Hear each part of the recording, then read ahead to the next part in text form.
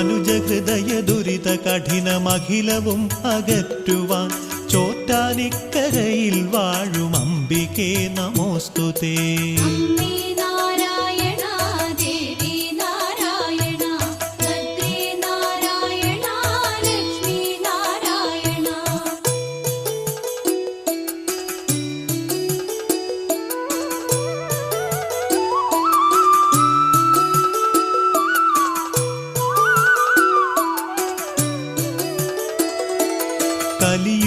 കലിയുഗത്തിലമ്മയാണ് കഥനഭാര സാന്ത്വനം ചോറ്റാനിക്കരയിൽ വാഴും അംബികേ നമോസ്തുതേ.